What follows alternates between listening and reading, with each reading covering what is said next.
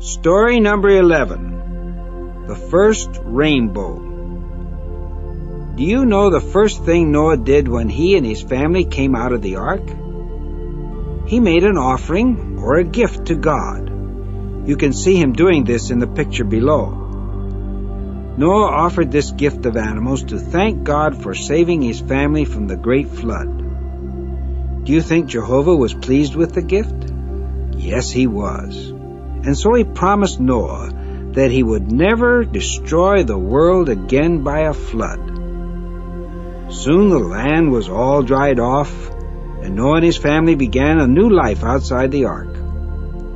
God blessed them and told them, "You must have many children. You must increase in numbers until people live all over the earth." But later, when people would hear about the great flood, they might be afraid that a flood like that would happen again.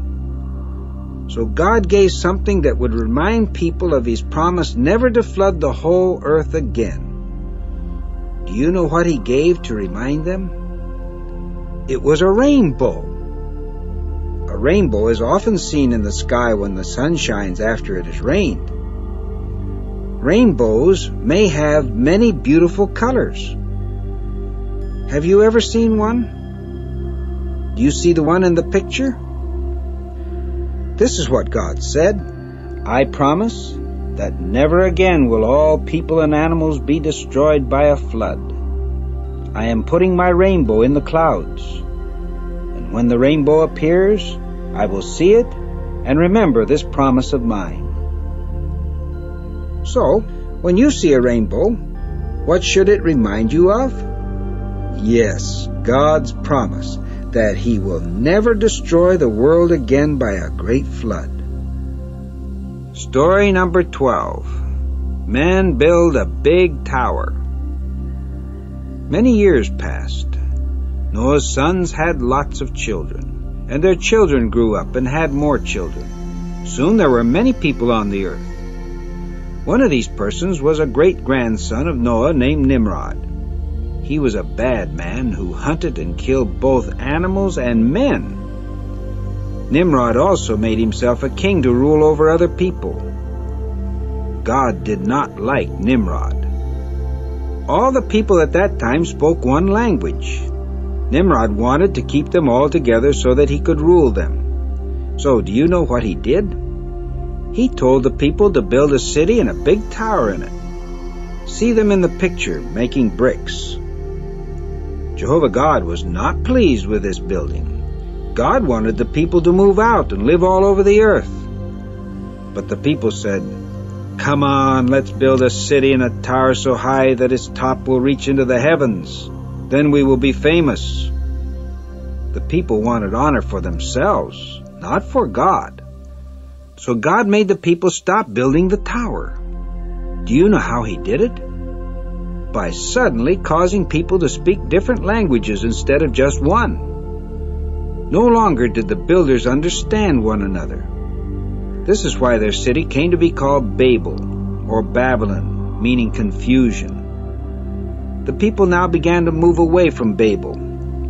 Groups of persons who spoke the same language went to live together in other parts of the earth. Story number 13. Abraham, a friend of God. One of the places where people went to live after the flood was called Ur. It became an important city with some nice homes in it. But the people there worshiped false gods. That was the way they did in Babel too. The people in Ur and Babel were not like Noah and his son Shem, who kept on serving Jehovah. Finally, 350 years after the flood, faithful Noah died. It was just 2 years later that the man you see in this picture was born. He was a very special person to God. His name was Abraham.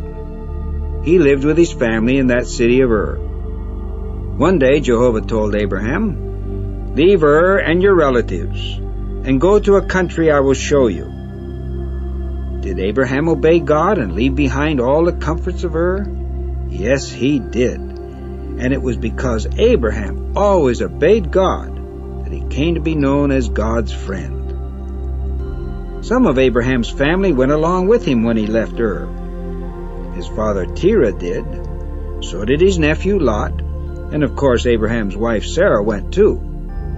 In time they all arrived at a place called Haran, where Terah died. They were far away from Ur. After a while, Abraham and his household left Haran and came to the land called Canaan. There Jehovah said, "This is the land that I will give to your children." Abraham stayed in Canaan and lived in tents. God began to help Abraham so that he came to have great flocks of sheep and other animals and hundreds of servants. But he and Sarah did not have any children of their own. When Abraham was 99 years old, Jehovah said, "I promise that you will become father to many nations of people." But how could this happen, since Abraham and Sarah were now too old to have a child? Story number 14. God tests Abraham's faith. Can you see what Abraham is doing here?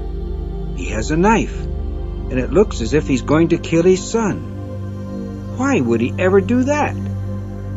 First, let's see how Abraham and Sarah got their son. Remember, God promised them that they would have a son, but that seemed impossible because Abraham and Sarah were so old. Abraham, however, believed that God could do what seemed impossible. So what happened? After God made his promise, a whole year passed. Then, when Abraham was 100 years old and Sarah was 90 years old, they had a baby boy named Isaac. God had kept his promise. But when Isaac had grown older, Jehovah tested Abraham's faith. He called, "Abraham," and Abraham answered, "Here I am." Then God said, "Take your son, your only son Isaac, and go to a mountain that I will show you.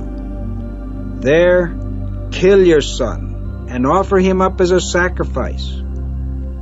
How sad those words made Abraham, because Abraham loved his son very much. And remember, God had promised that Abraham's children would live in the land of Canaan. But how could that happen if Isaac were dead? Abraham did not understand, but still he obeyed God. When he got to the mountain, Abraham tied up Isaac and put him on the altar that he built. Then he took out the knife to kill his son. But just at that moment, God's angel called, "Abraham, Abraham!" And Abraham answered, "Here I am." "Don't hurt the boy or do anything to him," God said. "Now I know that you have faith in me, because you have not held back your son, your only one, from me." What great faith Abraham had in God. He believed that nothing was impossible for Jehovah, and that Jehovah could even raise Isaac from the dead. But it was not really God's will for Abraham to kill Isaac. So God caused a sheep to get caught in some nearby bushes, and he told Abraham to sacrifice it instead of his son. Story number 15. Lot's wife looked back. Lot and his family lived together with Abraham in the land of Canaan. One day, Abraham said to Lot, "There isn't land enough here for all our animals. Please, let us separate. If you go one way, then I will go the other." Lot looked over the land. He saw a very nice part of the country that had water and a lot of good grass for his animals. This was the district of the Jordan. So Lot moved his family and animals there. They finally made their home in the city of Sodom. The people of Sodom were very bad. This upset Lot, because he was a good man. God was upset too. Finally, God sent 2 angels to warn Lot that he was going to destroy Sodom and the nearby city of Gomorrah because of their badness. The angels told Lot, "Hurry, take your wife and your 2 daughters and get out of here." Lot and his family were a little slow in going, and so the angels took them by the hand and led them out of the city. Then one of the angels said, "Run for your lives! Don't look back! Run to the hills so that you won't be killed!" Lot and his daughters obeyed and ran away from Sodom. They didn't stop for a moment, and they didn't look back. But Lot's wife disobeyed. After they had gone some distance from Sodom, she stopped and looked back. Then Lot's wife became a pillar of salt. Can you see her in the picture? We can learn a good lesson from this. It shows us that God saves those who obey Him, but those who do not obey Him will lose their lives. Story number 16. Isaac gets a good wife. Do you know who the woman is in this picture? Her name is Rebecca, and the man she is coming to meet is Isaac. She is going to become his wife. How did this happen? Well, Isaac's father Abraham wanted to get a good wife for his son. He didn't want Isaac to marry one of the women in Canaan because these people worship false gods. So Abraham called his servant and said, "I want you to go back to where my relatives live in Haran and get a wife for my son Isaac." Right away, Abraham's servant took 10 camels and made the long trip. When he got near the place where Abraham's relatives lived, he stopped at a well. It was late in the afternoon, the time when the women of the city would come to get water from the well. So Abraham's servant said a prayer to Jehovah. "May the woman that gets some water for me and the camels be the one that you choose to be the wife of Isaac." Soon Rebekah came along to get some water. When the servant asked her for a drink, she gave him one. Then she went and got enough water for all the thirsty camels. That was hard work, because camels drink lots and lots of water. When Rebekah finished doing this, Abraham's servant asked her the name of her father. He also asked if he could stay overnight at their home. She said, "My father is Bethuel, and there is room for you to stay with us." Abraham's servant knew that Bethuel was the son of Abraham's brother Nahor, so he knelt down and thanked Jehovah for leading him to Abraham's relatives. That night, Abraham's servant told Bethuel and Rebekah's brother Laban why he had come. They both agreed that Rebekah could go with him and marry Isaac. What did Rebekah say when she was asked?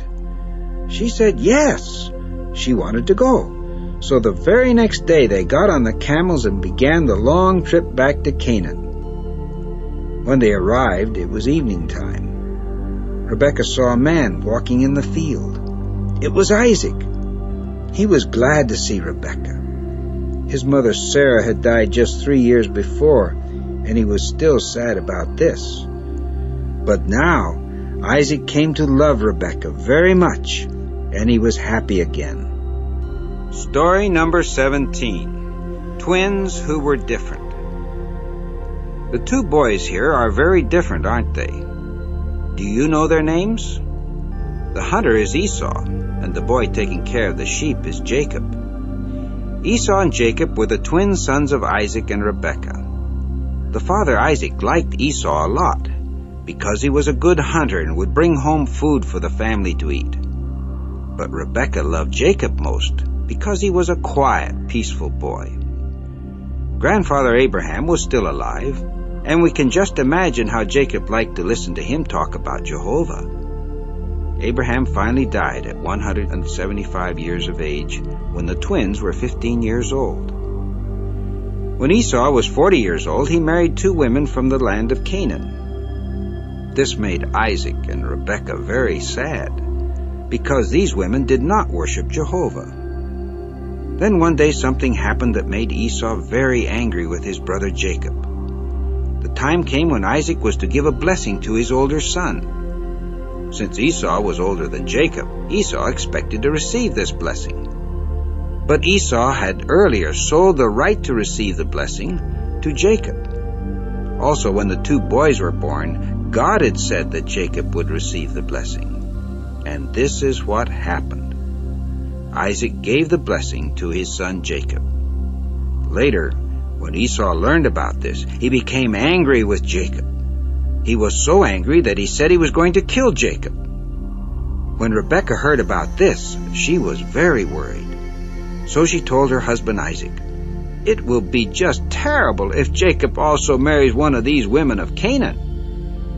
At that, Isaac called his son Jacob and told him, "Don't marry a woman from Canaan. Go instead to the house of your grandfather Bethuel in Haran. Marry one of the daughters of his son Laban." Jacob listened to his father, and right away began his long trip to where his relatives lived in Haran. Story number 18. Jacob goes to Haran. Do you know who these men are Jacob is talking to? After traveling many days, Jacob met them by a well. They were taking care of their sheep. Jacob asked, "Where are you from?" "Haran," they said. "Do you know Laban?" Jacob asked. "Yes," they answered. "Look, here comes his daughter Rachel with his flock of sheep." Can you see Rachel there coming in the distance? When Jacob saw Rachel with his uncle Laban's sheep, he went and rolled the stone away from the well so the sheep could drink. Then Jacob kissed Rachel and told her who he was. She was very excited, and she went home and told her father Laban. Laban was very happy to have Jacob stay with him. And when Jacob asked to marry Rachel, Laban was glad.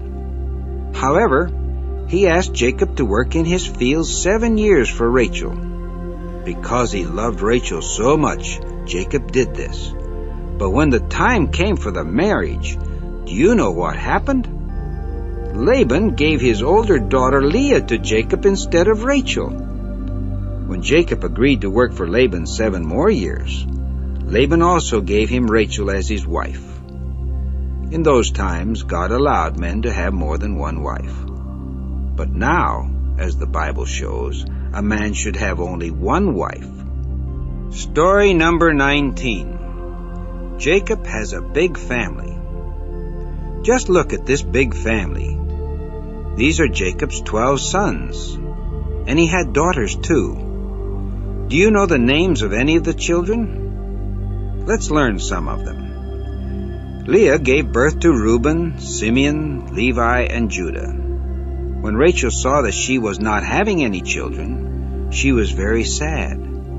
So she gave her maidservant Bilhah to Jacob. And Bilhah had 2 sons named Dan and Naphtali. Then Leah also gave her maidservant Zilpah to Jacob. And Zilpah gave birth to Gad and Asher. Leah finally had 2 more sons, Issachar and Zebulun. At last, Rachel was able to have a child. She named him Joseph. Later we will learn a lot more about Joseph because he became a very important person. These were the 11 sons that were born to Jacob when he lived with Rachel's father Laban. Jacob also had some daughters, but the Bible gives the name of only one of them. Her name was Dinah. The time came when Jacob decided to leave Laban and go back to Canaan. So he gathered together his big family and his great flocks of sheep and herds of cattle and began the long trip. After Jacob and his family had been back in Canaan for a while, Rachel gave birth to another son. It happened when they were on a trip. Rachel had a hard time, and she finally died while giving birth. But the little baby boy was all right. Jacob named him Benjamin. We want to remember the names of the 12 sons of Jacob because the whole nation of Israel came from them. In fact, the 12 tribes of Israel are named after 10 sons of Jacob and 2 sons of Joseph. Isaac lived for many years after all these boys were born, and it must have made him happy to have so many grandsons. But let's see what happened to his granddaughter, Dinah. Story number 20. Dinah gets into trouble. Do you see who Dinah is going to visit? She is going to see some of the girls who live in the land of Canaan. Would her father Jacob be happy about this? To help answer this question, try to remember what Abraham and Isaac thought about the women in Canaan. Did Abraham want his son Isaac to marry a girl from Canaan? No, he did not. Did Isaac and Rebekah want their son Jacob to marry a Canaanite girl? No, they did not. Do you know why? It was because these people in Canaan worshiped false gods. They were not good people to have as husbands and wives, and they weren't good people to have as close friends. So we can be sure that Jacob would not be pleased that his daughter was making friends with these Canaanite girls. Sure enough, Dinah got into trouble. Can you see that Canaanite man in the picture who is looking at Dinah? His name is Shechem. One day when Dinah came on a visit, Shechem took Dinah and forced her to lie down with him. This was wrong, because only married men and women are supposed to lie down together. This bad thing that Shechem did to Dinah led to a lot more trouble. When Dinah's brothers heard about what had happened, they were very angry. Two of them, Simeon and Levi, were so angry that they took swords and went into the city and caught the men by surprise. They and their brothers killed Shechem and all the other men. Jacob was angry because his sons did this bad thing. How did all this trouble get started? It was because Dinah made friends with people who did not obey God's laws. We will not want to make such friends, will we? Story number 21. Joseph's brothers hate him. See how sad and hopeless the boy is. This is Joseph. His brothers have just sold him to these men who are on their way to Egypt. There Joseph will be made a slave. Why have his half-brothers done this bad thing? It is because they are jealous of Joseph. Their father Jacob liked Joseph very, very much. He showed him favor by having a beautiful long coat made for him. When his 10 older brothers saw how much Jacob loved Joseph, they began to be jealous and to hate Joseph. But there was also another reason why they hated him. Joseph had 2 dreams. In both of Joseph's dreams, his brothers bowed down to him. When Joseph told his brothers these dreams, their hatred grew even more. Now one day, when Joseph's older brothers are taking care of their father's sheep, Jacob asks Joseph to go and see how they are getting along. When Joseph's brothers see him coming, some of them say, "Let's kill him." But Reuben, the oldest brother, says, "No, don't you do that." Instead, they grab Joseph and throw him into a dried-up water hole. Then they sit down to decide what to do with him. About this time, some Ishmaelite men come along. Judah says to his half-brothers, "Let's sell him to the Ishmaelites." And that's what they do. They sell Joseph for 20 pieces of silver. How mean and unkind that was. What will the brothers tell their father? They kill a goat and again dip Joseph's beautiful coat into the goat's blood. Then they take the coat home to their father Jacob and say, "We found this. Look at it and see if it is not Joseph's coat." Jacob sees that it is. "A wild animal must have killed Joseph," he cries. And that is just what Joseph's brothers want their father to think. Jacob is very, very sad. He weeps for many days. But Joseph is not dead. Let's see what happens to him where he is taken.